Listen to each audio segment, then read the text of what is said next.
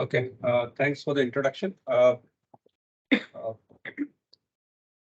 Before I start discussing on the presentation, I just want to say that this workshop is a very important starting point for those who are, entering the final year and wanting to do something that contributes to architectural learning.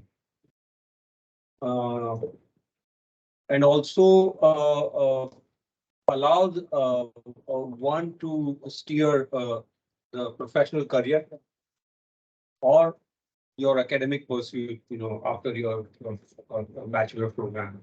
So in that context, thesis, I mean, I would not call it thesis, it's a design dissertation, is a very, very important phase. A culmination of all your endeavor, struggle, queries, anxieties on architectural design. Uh, Before we start, let me just uh, articulate a little bit on design dissertation versus thesis. Uh, Thesis deals with a certain gap of knowledge, whether that gap of knowledge is objective or subjective. And you plug in those gap of knowledge and you raise your specific knowledge to a general body of knowledge, which is acceptable in various contexts. You develop that framework for the thesis. Uh, Design dissertation is actually deals with exploring a method to investigate new design ideas. It means if you are trying to resolve some issues, you are actually trying to or attempting to look at new method uh, in which informs your design decision. So what is that method? That's something you need to ask question. So a little bit of a historical view, prominent six uh, scholars, and a practitioner once upon a time asked some fundamental questions. What is architecture? Right from Vitruvius to Schulz, they began to look at architecture, uh, architectural method that informs the design decision. I mean, obviously, Corbusier raised some of those questions during the modernist paradigm, and Rossi began to challenge that and try to contextualize modernity in a larger form, what we call it regionalism. And of course, Schulz looks at the more into site context and the program. So this is something very important that you need to understand that you are actually adding a new ways of addressing design method. Architecture always have evolved and responded uh, based on the crisis that they thought. I mean, we think as an architectural body, what are the architectural crises and what are the emerging paradigm? For example, in contemporary times, we talk about parametric as another paradigm. But what is the crisis in that parametric? We don't know. We don't know. So it means sometime or very often we are not really able to articulate crisis. Of course, what I'm trying to show you here, the crisis in a much bigger scale. You know, for example, society and architecture, industrialization and migration and urbanization. This is where the idea of modernization emerged. Crisis of city history and region, where Rossi and Venturi kind of understanding emerged. Pluralism in architecture, pluralism in the city by Colin Rowe, uh, region and identity by Zonis. I mean, these are the large crises academia felt is important to address. Uh, and of course, we are moving more global phenomena known as climate change. And what is the architectural response? We don't know. So idea is that when one tries to look at a design method, you are actually placed somewhere in this timeline. And the more you try to articulate, Excuse me. yeah. I think the slide hasn't changed on Teams for us.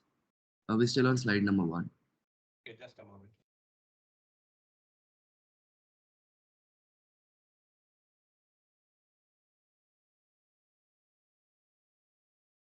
Yeah. Okay. Good.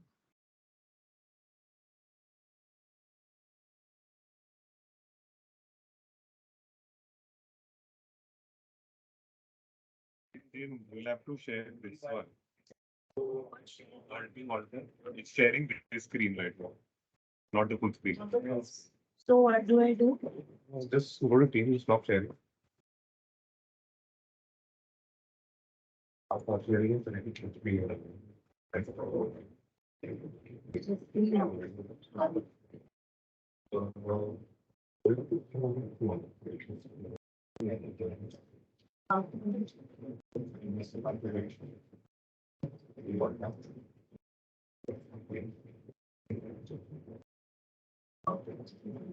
Share this now. Go back. Go back.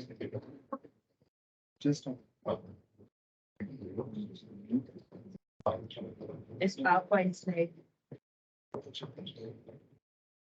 Now is it visible? Yeah. Yeah. Yeah. Okay. Thanks.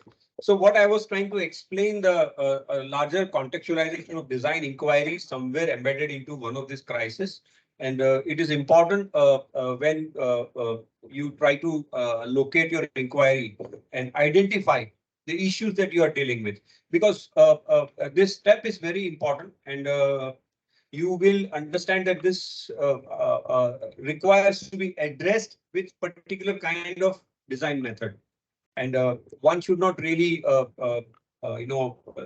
jump the steps and think that that's the right way of doing it. So historically, a lot of issues are dealt with, and one has to really identify the right slot where your design method inquiry is set. So when you deal with any kind of inquiry which is supposed to inform your design method, has a field to deal with. Now, I have enumerated 6 fields, but not necessarily they are the only exclusive ones. There are many more, but you need to identify which field you are talking about, which field you are trying to represent. Obviously, no field exists in absolute sense. They are always informing other, but design method has to emerge from one of the field at least and enter with various other field. Now, what is that field you are talking about? I think that's something you should be very, very clear, because each field sets a design method on its own. And then of course the design method will differ from your colleague, even if you have same field, because you are entering the site. You are entering the various contextual aspects, and then it will change. So what is that field is the first thing I would really embark on and start expanding. It's too light.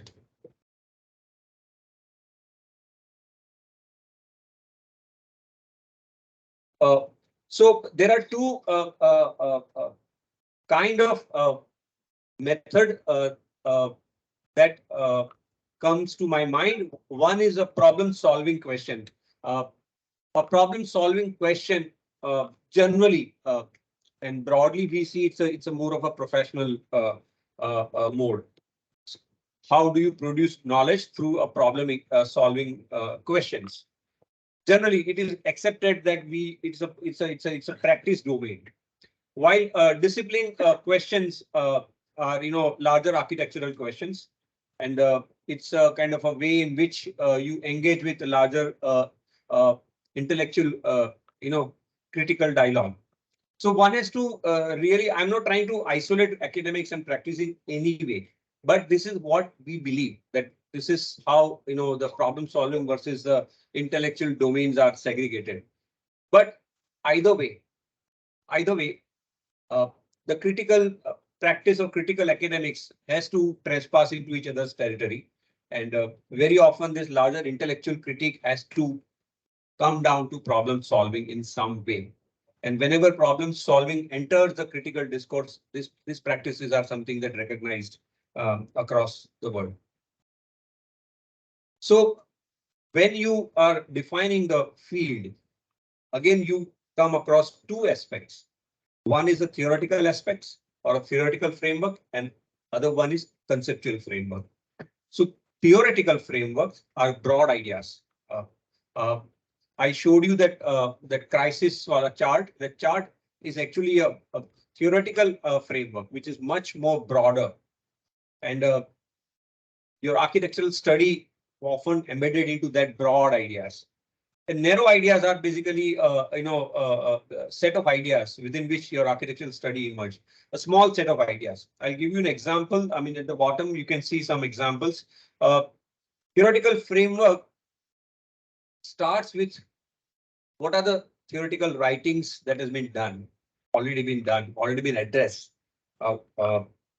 While conceptual framework actually talks about concepts in architecture is a set of conviction. I believe that architecture has to be whatever, socially, culturally networked. I believe that architecture is and should be environmentally conscious. Now, these are all narrow ideas, conceptual ideas.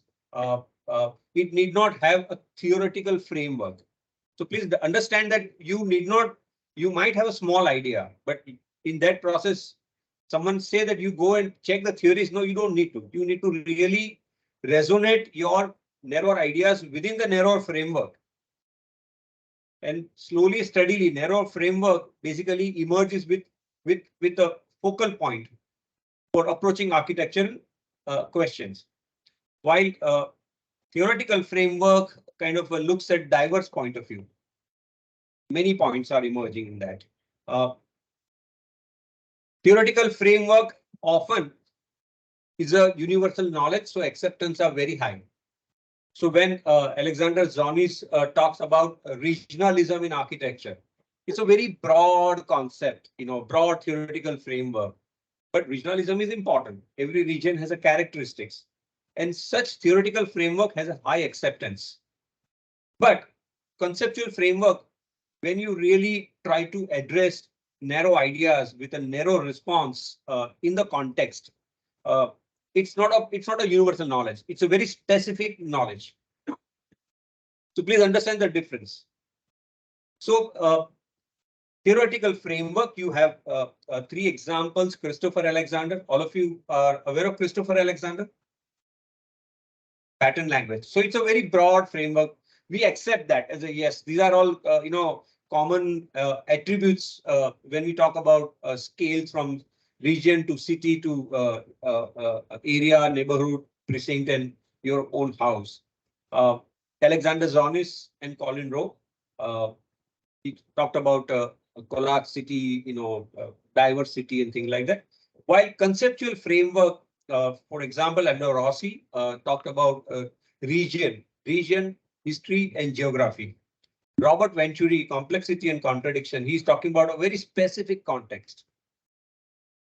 And Peter Eisenman really even much narrower in that sense. His ideas emerge in very narrow sense, very tectonic and synthetical kind of understanding of architecture. So I think please differentiate this when you are writing something. So architectural questions broadly divide into four categories. As I said, it's a problem solving inquiry, very rationalist based understanding on architecture. The formal inquiry, which is very tectonic way of understanding. You're talking about a contextual kind of inquiry. You might have a site in your place, in your mind, and the idea to emerge with design method is very methodical in nature because you systematically analyze the context. And very often architectural knowledge as a social, political and cultural inquiry. It means you tend to expand, people perspective. Now, people perspective, you bring design method through people perspective. It's very discursive in nature, it's speculative in nature often. Uh, so it depends really on individual how your discursive ideas really emerge with finally architectural, architectural outcome. So you must understand that whatever processes that you follow or you adapt or you subconsciously kind of already adapted it, uh, uh, you have to have a building at the end. Yeah. And that also has many more compliances. So since you have already completed 4 years, your methods are already embedded and in some or other way. Only it is not maybe articulated that why I'm doing this. So I think design dissertation will allow you to articulate that.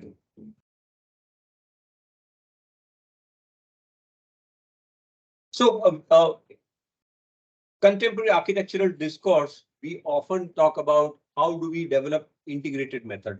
How do we integrate this?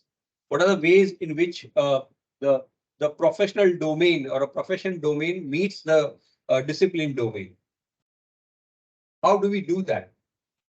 I think if you look at the thesis in last maybe 10 years, we'll find a lot of good thesis has really bridged this gap, successfully bridged this gap.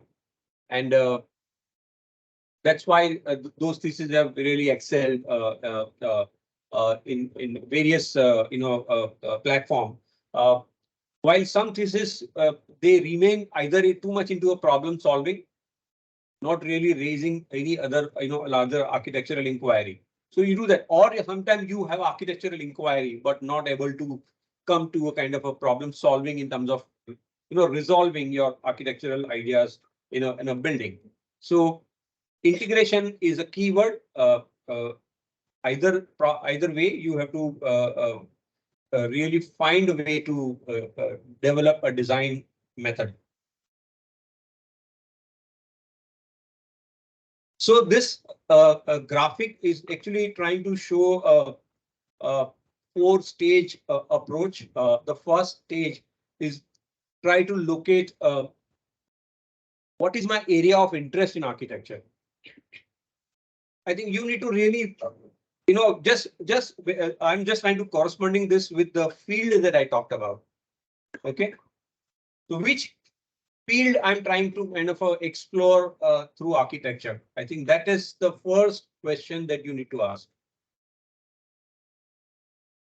So those field, as I've discussed, is some of them are in gray box. So it's up to you. I mean, then idea is that how do we really make architecture, whatever that inquiry is a discursive. It means how do we really expand this argument? It means there are literature reviews, there are existing case studies. There are, of course, thesis projects are already done in the past. Please understand one thing, that architecture, you are not kind of finding something new. You are not. It's already been done. You are just improving something what has already been done. So what is that you need to improve on? That is something you need to identify. The more the examples you bring forth, better for you to understand what method you are taking. And architecture as a projective, what is that you are trying to do? This is a very critical phase. This is a climax where what is that? Are you questioning this? Are you reinforcing this? Are you expanding this? What is that you are doing? And this is where you use the word, reimagine, reconfigure. The word re to me is very often redundant. Is redundant, and you need to identify where it is relevant. We are always saying reimagining, but actually we are not reimagining. We are just replicating in a different form. So please be careful when you set the title. It has to be straightforward title where you really it talks about your design method straight away. So when you really set some method, there are certain integrity that it comes with that. And these are broad ideas. There are many more integrity, but I'm saying these are the three things that will come handy to you the formal integrity. This is a large problem that I find in most of the students because this is your project. This is your site. This is your interest. And students tend to fumble. You may have done great work in fourth year or third year because there is a site given, there is a program given, there is a almost a method defined, and you tend to do definitely much better. But in thesis, the formal approach, it means how do you craft volumes, the craftsmanship of volumes and craftsmanship of way you articulate different ideas or forms is tend to take a back seat. I must tell you this because one of my students have two brilliant student, brilliant theoretical ideas. I mean, terrific articulations. Formally, it just project collapsed at the end, and she's going next. I mean, turn that is in October. Now, this is what I'm trying to address that when you start something now today, you also need to have architectural reference, the case studies. What are the projects that you think are addressing somewhere remotely your ideas? Bring them. And it is not about showing photos, but also understanding how the plans have emerged, how it sits on site, what are the volumetric understandings. And this is where the formal integrity comes. Of course, structural integrity is not an application. Structural integrity is a part of a formal integrity. It is not independent. And environmental integrity is something that is becoming more and more focused these days because of the climate change issues. And this becomes a very, very important part of your design dissertation. So roughly, if I tell you, when you try to start your design dissertation with a very problem solving ideas, very often people come with that, okay, this kind of amenities are not there in certain context. So I'm going to build this institute. Now, this is a very problem solving ideas. Now, when you start with this kind of problem solving method, your formal integrity is moderately kind of a weak because you are still addressing and solving the problem. Structural integrity and environmental integrity is application based. Please understand this. This is so important. Tectonics, it means you are bringing a formal ideas, formal discussions on architecture. Your formal integrity is very strong. And when formal integrity is strong, your structural integrity is embedded. But very often environmental integrity is in isolation. So they are application again. The most strong method is methodical approach, which has a very strong formal integrity because it has embeddedness. Structural integrity is also embedded because we are talking about context, and environment also is embedded because it's context. So context dominates the kind of your design method. Discursive. Now, discursive is something very classically my own student, fantastic theoretical reference. I mean, she's really become richer in her theoretical ideas on architecture.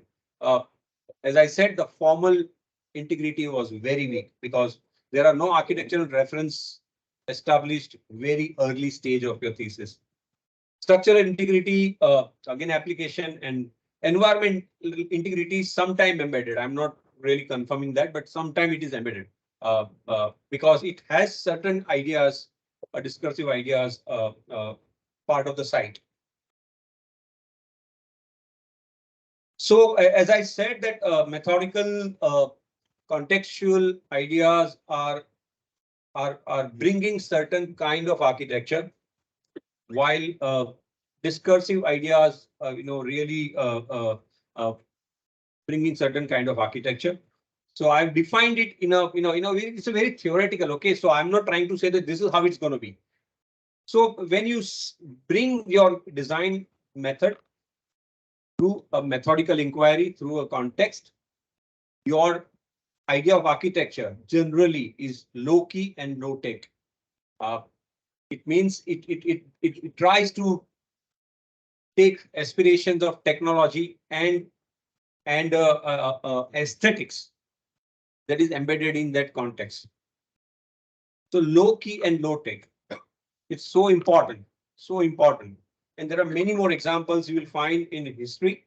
Uh, uh, Architecture that is more contextual specific. I mean, one of them I really admire is Hassan Fathi's work. I mean, you please look at it.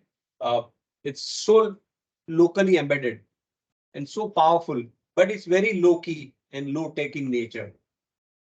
Uh, the tectonic ideas are often generate high tech and high key architecture.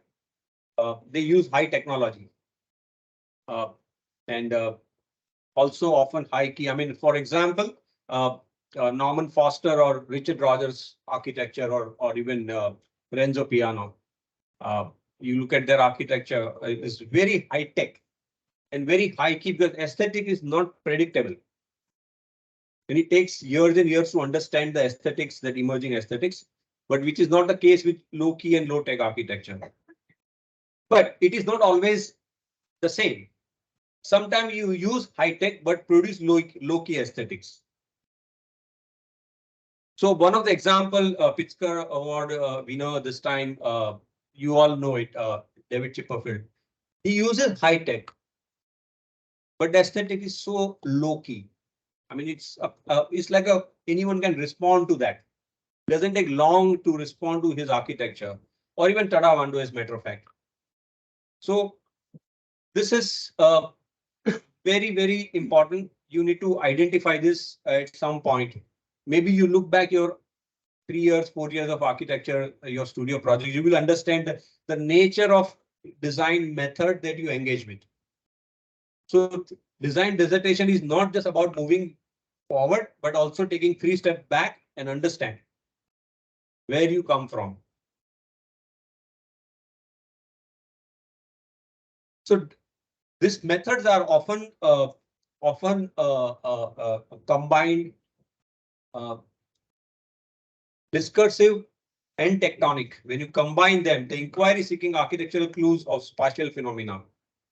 It brings the idea of space. The tectonic is developed through space, questioning the space. So one example I can give you is a Jewish museum. Yeah, Daniel Lepskin's a museum that's really looking at tectonic but discursive in nature. Discursive plus methodical. It addresses the social and cultural phenomena. It tries to raise the fundamental question of context. And I find who's that African architect Kere? What's his first name?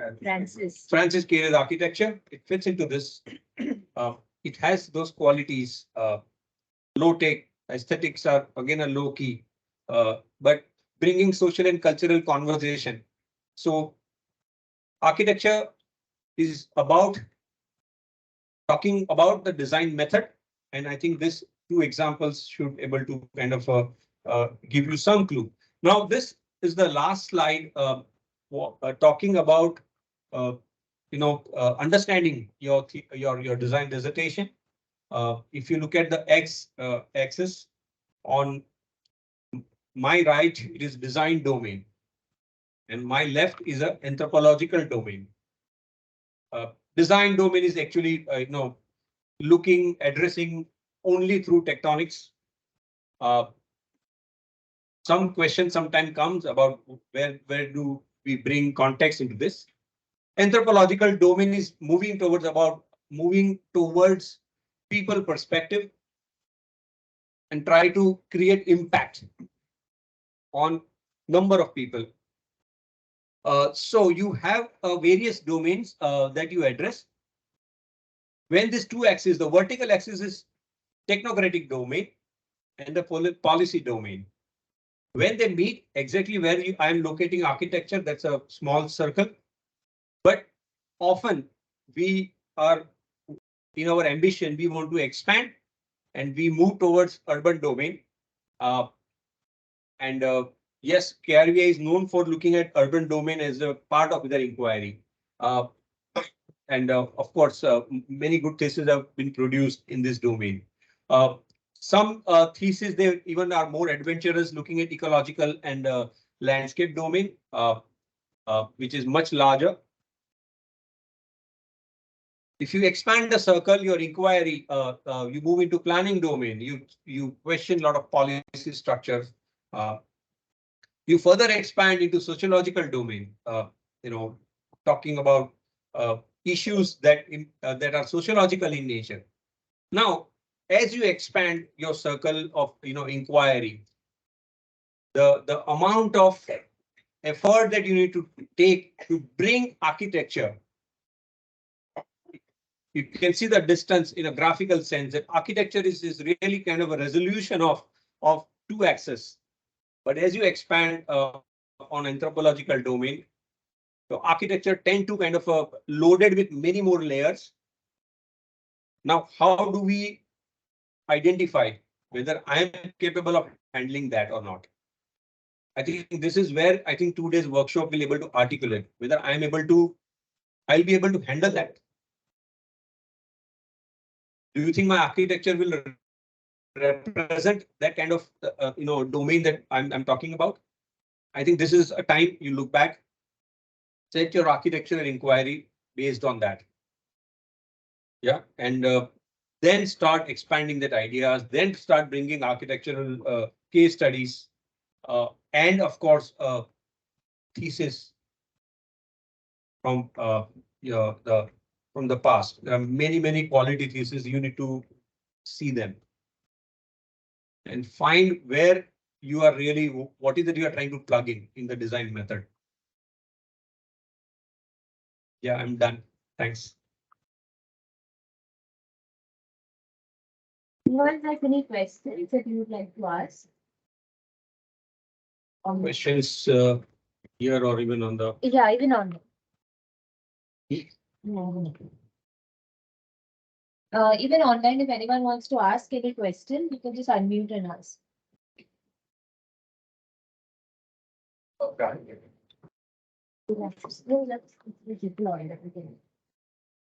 What exactly is technocratic domain? Can you expand? Technocratic domain is technical. Sometimes your inquiry is so technologically oriented. All ideas are emerging from that. So it depends really. So when we talk about architecture on less of a building scale and more an urban scale, because I've noticed theses do have a sort of urban scale to them as well. Do the approaches that you mentioned, the methodological, the rational, and these kind of approaches, tectonic, also work on an urban scale? Because I mean, for example, a tectonic scale, a tectonic approach, how would it really work on an urban scale as compared to an architectural scale? Again, you look at James Sterling's architecture. He's actually, his later part of his career was actually looking at tectonic ideas in urban realm. And he was satirist in some way, his architecture was like throwing back on people, and the gestures were very tectonic loaded. And this was actually to give formal clues to people and how architecture of that urban can still be a building. So I think there are enough examples we can discuss, but yes, there is a possibilities uh, of representing that, the ideas of tectonics of urban. What we call it generally in a very broad in typologies.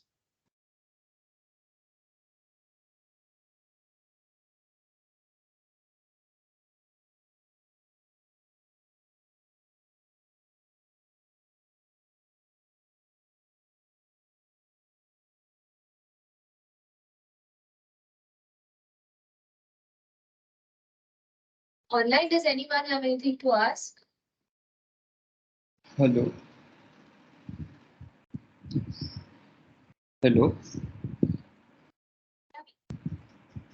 So a few slides back, Manoj talked about architectural response model where he had a table and 4 different categories in them. Can you give examples of each of those so that we understand clearly what those were? For the ones on the left hand side. This slide only. the rationalist techno? I mean, if you look at, rationalist,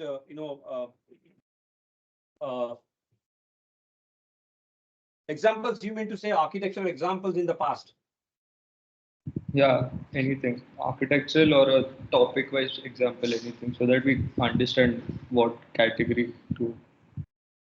For example, the rationalist, approach, a lot of modernist paradigm that we have in our architectural history, uh, starting with Mee's later work. Later work means I'm talking about Seagram building, or even, for example, building that he built in IIT Chicago. These are all very rationalist in sense, because he had very clear idea that my space will be flexible and rest will just follow.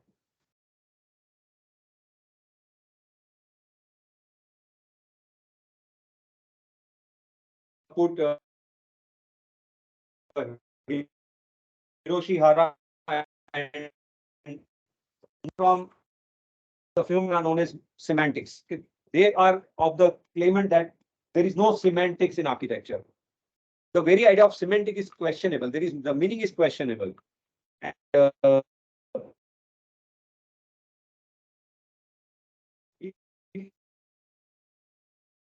the meaning gets suspended all the time in all of the context. Methodical, as I said, Francis Care or even Ross, uh, they are not moving out of that context.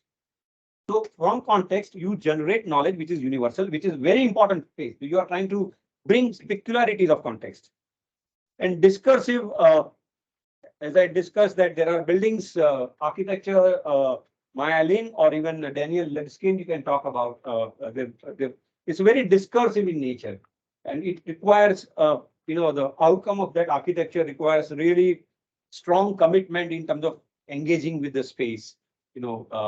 Especially Maya Lin's recent architecture is really very discursive in nature. So these are the four examples. Tectonic, of course, you can put Foster and Rogers also.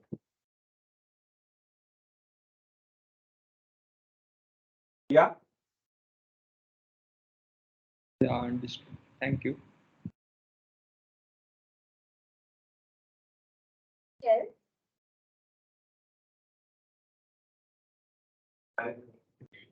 Yeah.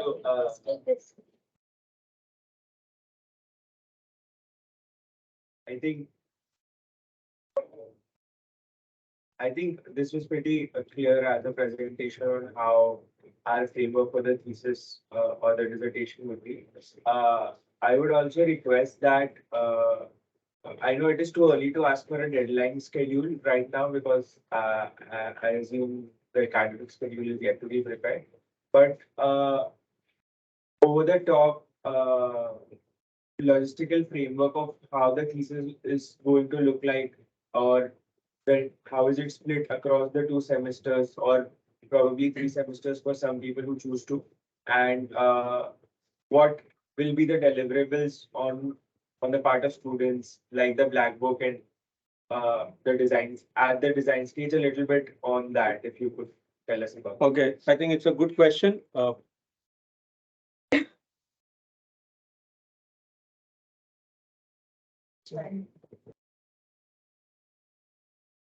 Volume you need to.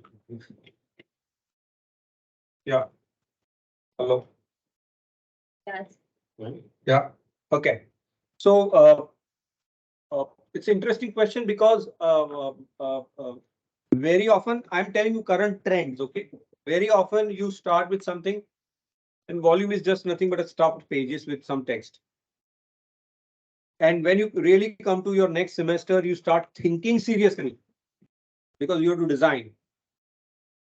Okay. And in design, you realize that your volume title is something else, your design title is something else. This is where you need to really put in your effort. The volume is the basically soul of your thesis. Now, in volume, your initial area of interest. What is my interest? I think that you need to ask this question. What you don't need to really engage with what institute wants you to do it. It's your interest. Yeah. And you need to substantiate your interest with relevant study, whether it's a literature review, whether it's case studies.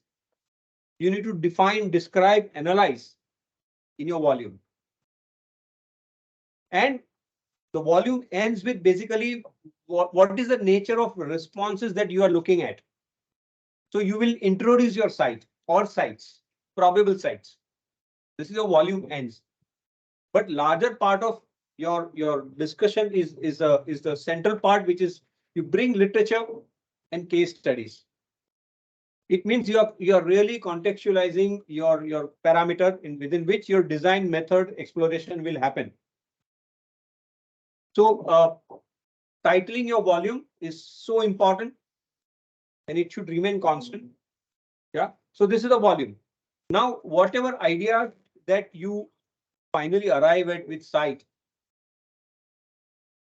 I know a lot of people don't agree, but I always believe that architecture complexity has to increase as you move forward. And especially in academics, it has to respond to a certain scale of intervention. And the second semester is actually trying to look at, two things. One is abstract program. What is the nature of architecture you are trying to look at? And one is a concrete program.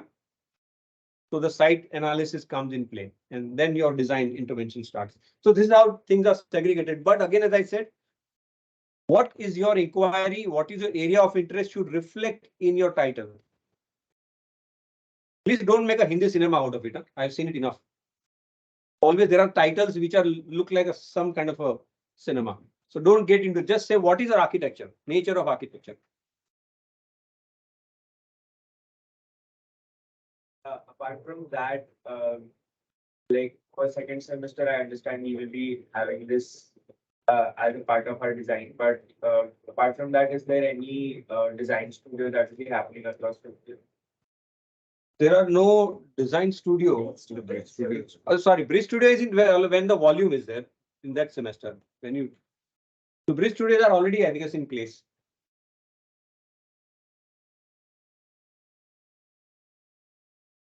Faculty also can contribute, I guess, if I missed out something.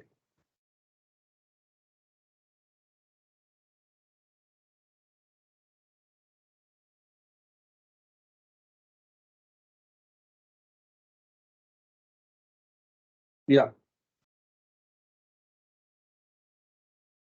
So, adding on to Tom's question, as we approach the day, how, Let's see. adding to sort of Simon's question, close the gospel really. How much of next year in the both semester is going to be dedicated towards thesis? Like, I understand we have a case studio and a research during the next semester, and then the 10th semester will be entirely dedicated to thesis and the matter of marks and submissions as well. Yes. Yeah. So in the first semester, you will have an architectural design studio, which is the Bridge Studio, and your thesis volume is expected from you in the ninth semester. In the the ninth semester is also a precursor to the 10th. So we always see the year as an entire year rather than 2 semesters. So you're building towards the thesis actually starts in June and ends in March or in October, depending on how the amount of time you need to take. So all the courses actually, when we start in June, are directed towards the resolution of your project. So you will have inputs in terms of resolution of idea as well as resolution of form in the ninth semester, and will it will be a step forward when you go in the 10th semester as well. The marks therefore also are allocated in a similar way. And in terms of subjects like construction and survey, I understand we don't have exams for the science and stuff. Yeah, no exams. Yeah, but we will get to all, yeah, you'll have assignments for everything, but we'll get into all these details when college reopens on 5th June. So the first day Vikram and I, because we are the year coordinators, we will be making a presentation to you about how the semester is structured. So don't worry about that. A submission schedule is already being prepared, so that you will have that also. No. Janela, there's one exam, research methods, That of course, but not construction. not construction. It years.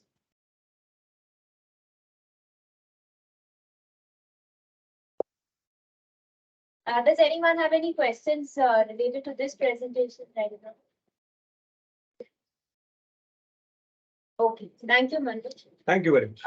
So what we will do is now we will break into the group. So students are requested to coordinate with the faculty. Okay, and like we said earlier, also you will have to help with setting up the online meeting for the students who are online. Okay. Stop. Yeah. Stop.